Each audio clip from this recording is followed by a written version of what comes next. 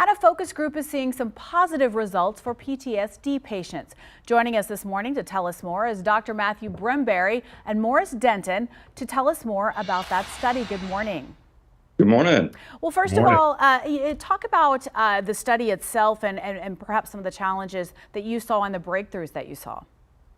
Well, the study was initiated as soon as Texas allowed PTSD to be one of the qualifying conditions. We wanted to see how medical marijuana could help these patients with PTSD. And it was put on over 90 days with 14 veterans.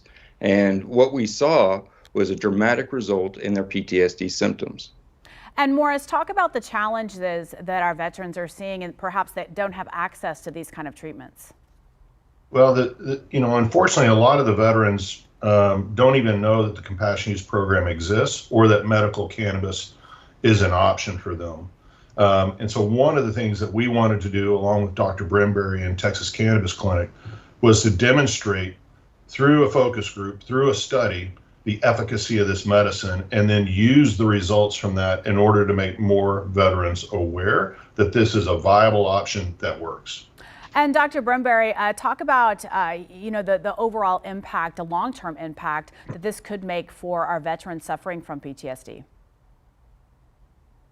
By giving these veterans access to medical marijuana, we saw a huge reduction in their symptoms compared to the traditional treatment that has been offered to patients with PTSD. And I'd like to just get into the numbers real quickly.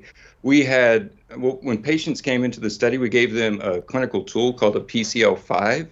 And the threshold to have symptoms to be diagnosed with PTSD is 33, and they came in at an average of 58. At the end of the study, they dropped their symptoms down by 25 points to about 28. And when we compare that to the FDA-approved medications out there, which is Zoloft and Paxil and Zoloft will reduce the symptoms by about 6 to 14 points. And so what we saw was a 50% reduction in points with medical cannabis. And of note, in those FDA SSRI pharmacological studies, there was a 30 to 40% dropout rate due to side effects.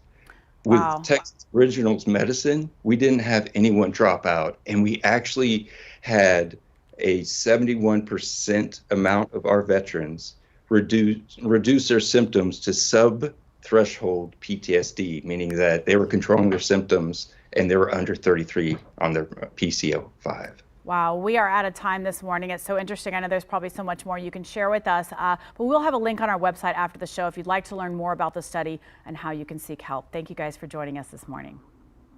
Good morning.